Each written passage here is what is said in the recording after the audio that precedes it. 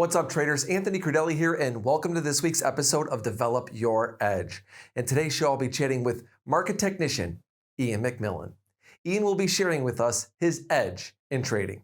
And in my final thoughts, we'll go to the charts. And I'm going to talk a little bit about the Russell today.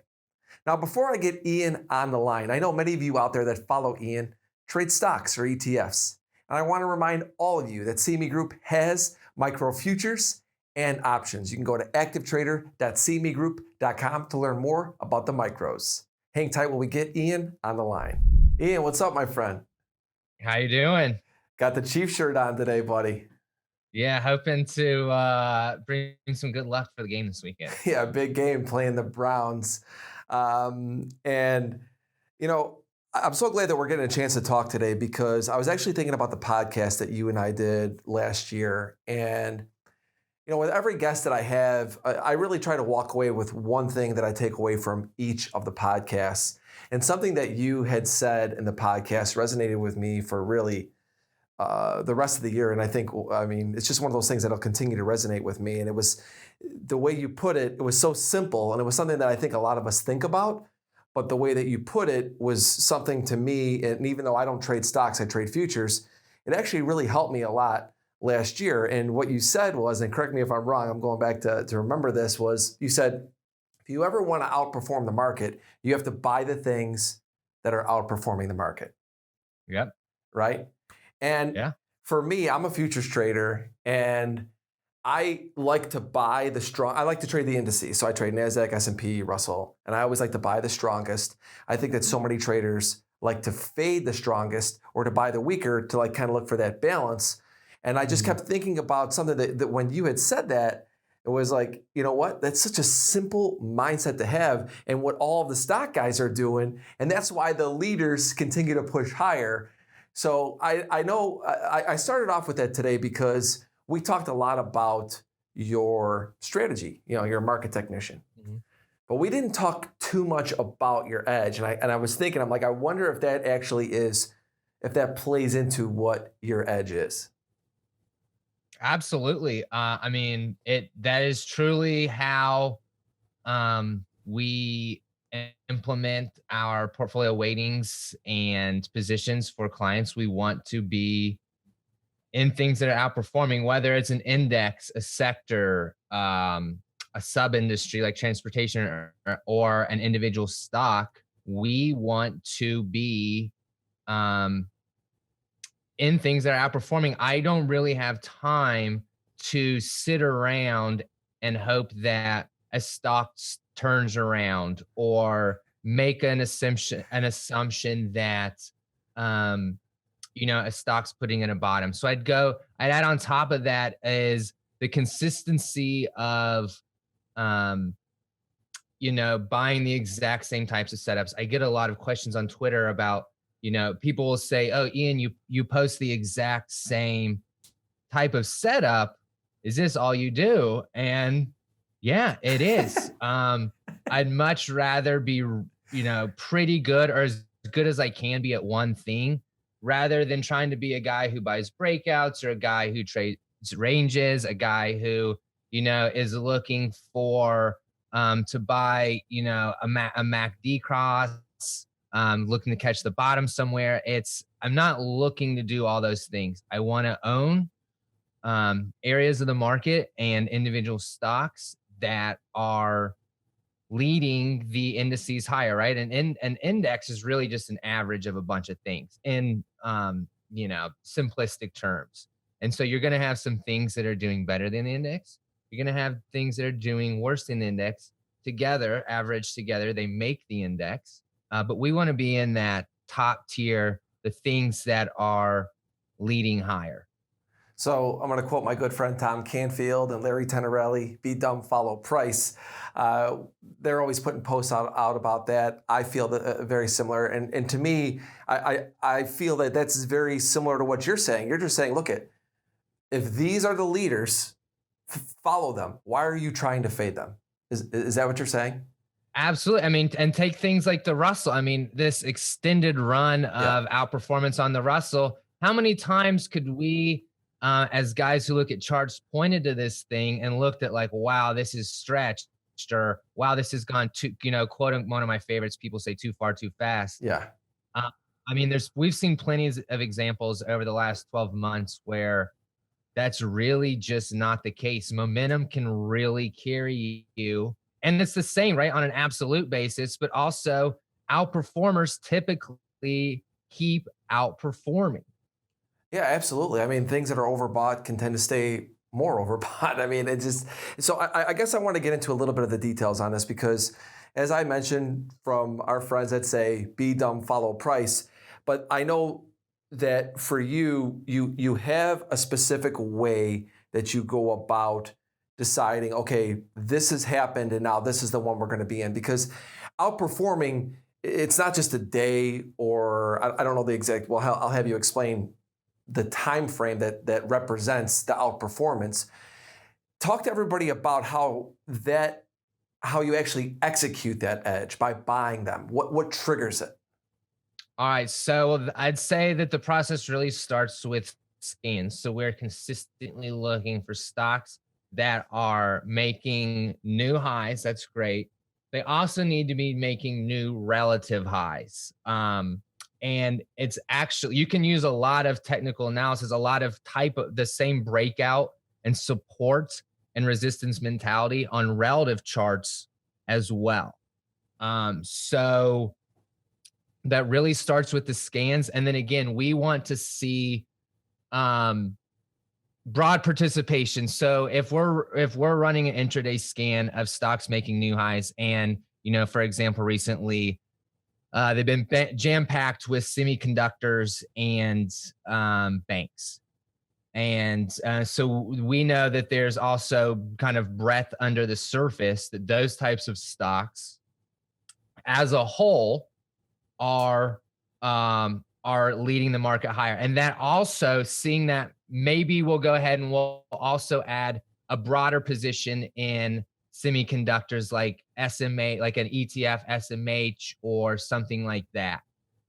So that's kind of a double way to play it. Now that doesn't always happen just because there's only so much cash in portfolio. I wish I could own everything, especially in these environments where micro caps and small caps are outperforming.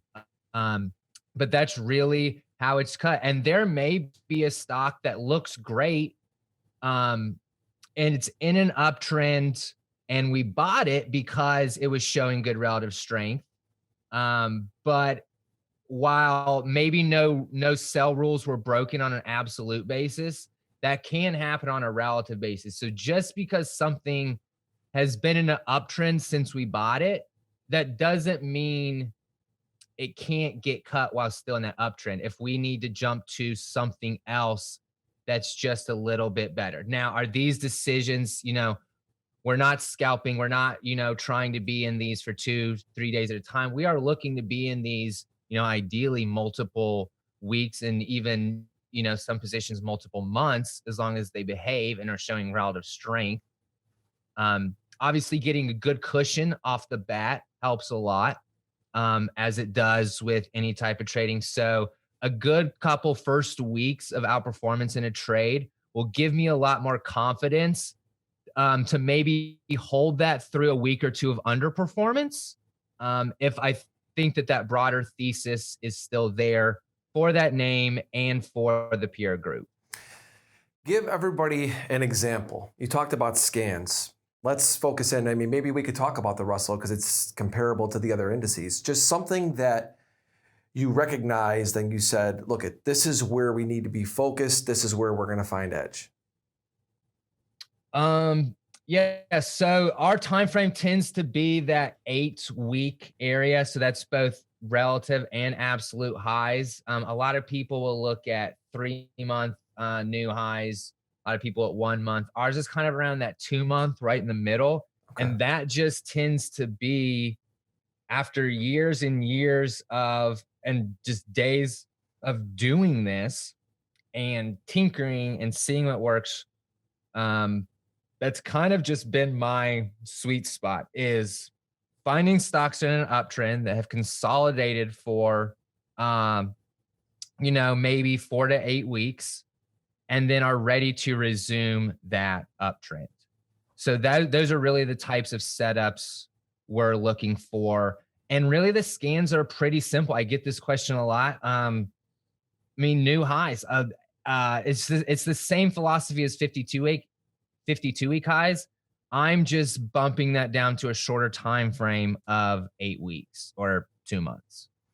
Yeah, you're letting the market prove to you something. And two things come to my mind when I hear about you talk about this. First is psychologically, I think this is difficult for traders because you're buying something that's already making a new high or has been making new highs, and you have this trader's mindset as to where, how far could it go? Did I already miss it? How Mhm. do you get through that barrier, and talk to us about how you actually have been able to get through it and use that as your edge? So I'd actually say that it was when I started off with investing and trading and technical analysis, I was the one who thought it made the most sense to buy the dip. And it does for a lot of people. A lot of people can crush that type of setup, and it works for them mentally, it works for them emotionally, works for their personality.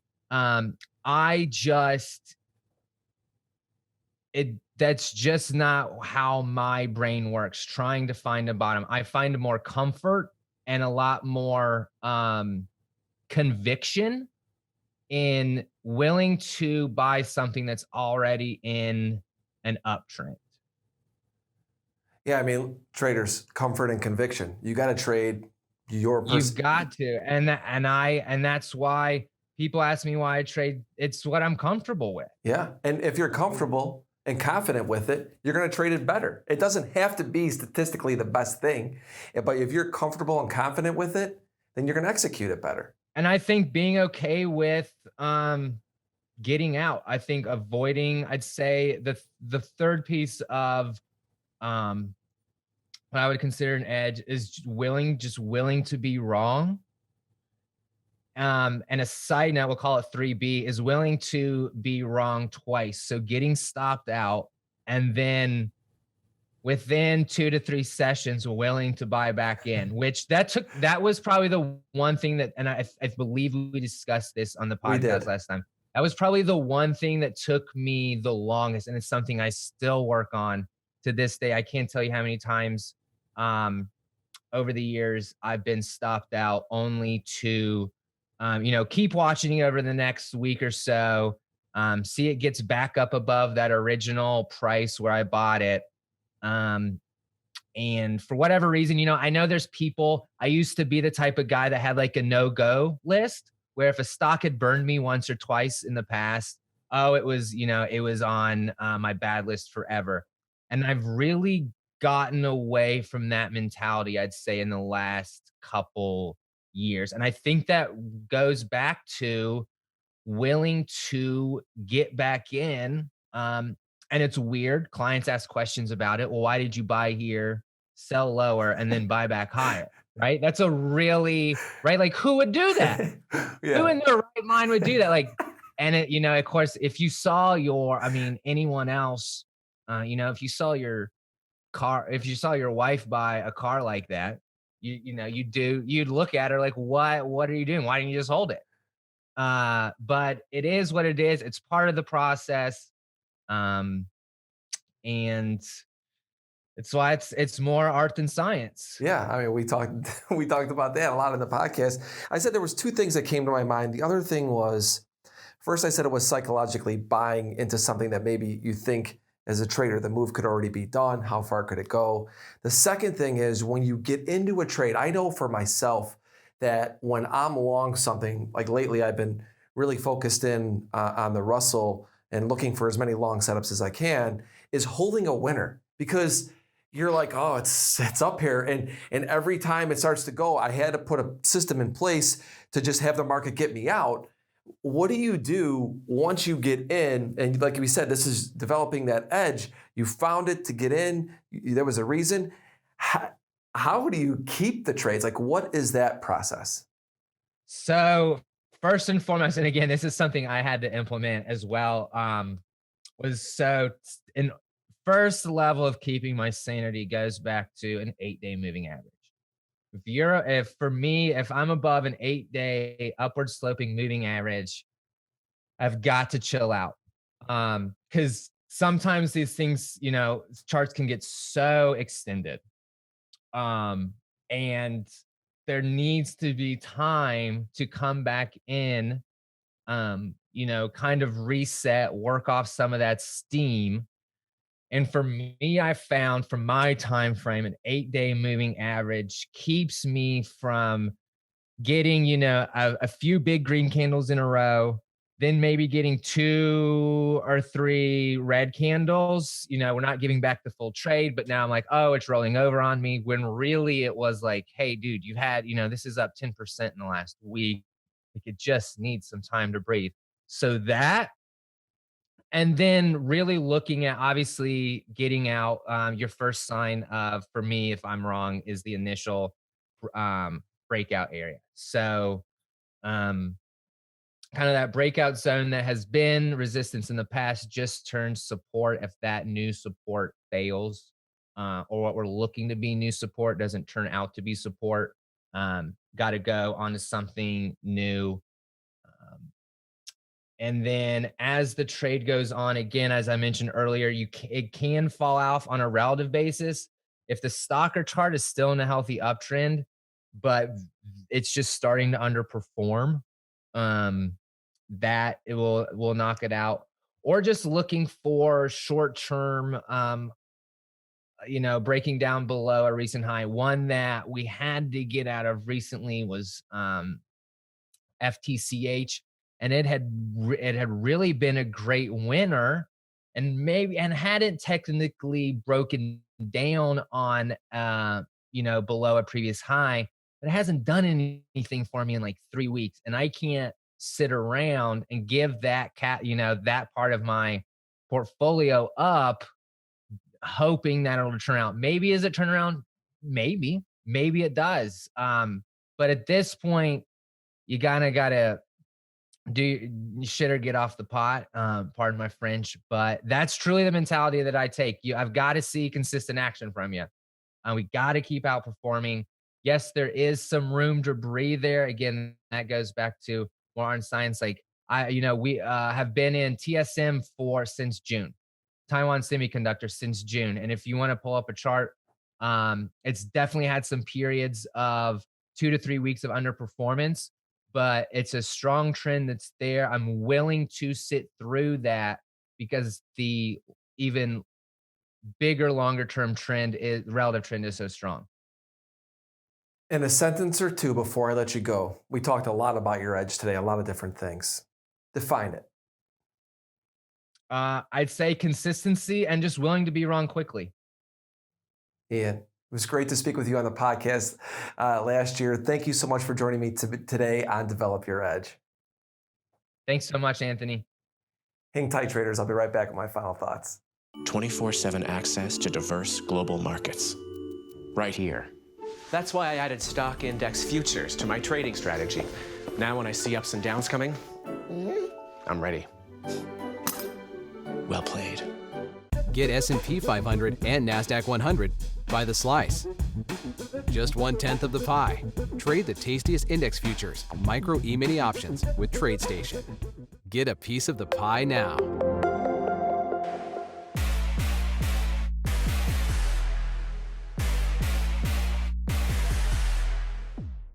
Final thoughts for today, traders. I just love Ian's philosophy. And I started off today's show talking about something that he said just about a year ago when we recorded the podcast that really resonated with me. And it really did help me throughout the year because it's just so simple, but effective. And I think when you're developing an edge, it doesn't have to be complicated. It could be simple. And like Ian said today, he's comfortable and confident in what he's doing.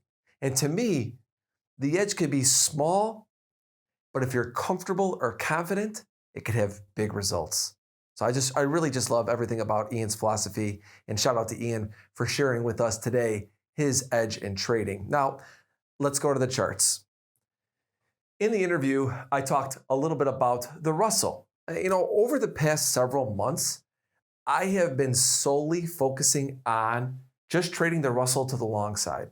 I actually talked about this in one of my recent Develop Your Edge episodes. Now, I'm not getting a ton of trade signals because the Russell continues to stay higher, but one thing I'm not doing is fading it. It goes back to one of the things that resonated with me from my conversation with Ian on the podcast. Buy strength because it's working. The market's proving it to you. So I know that we trade different markets and we have different styles, but when I see a market that's outperforming and I put up the Russell versus the S&P, and you can see on my strategy, remember you can get my indicator for free at anthonycrudele.com. These are my levels, and you can see that the top level in the S&P, 3846, we're not quite above it yet. I say yet, we may never get above it, but you get my drift. Russell's above the top level. And the point I'm making here is that the Russell continues to hit my levels, comparing apples to apples using the same strategy on the same time frame on a daily here. And the market that's at the top level, I'm not looking to short it. I'm actually looking for opportunities to be long and go with it. Once again, simple but effective. And when you're developing an edge, simple sometimes can be a really big edge. Now remember, if you have any questions or comments, please put them down below. You could also follow me on Twitter at Anthony Crudele. Don't forget to check out Instagram, Anthony C. Crudele. That's a wrap for today. See you next week.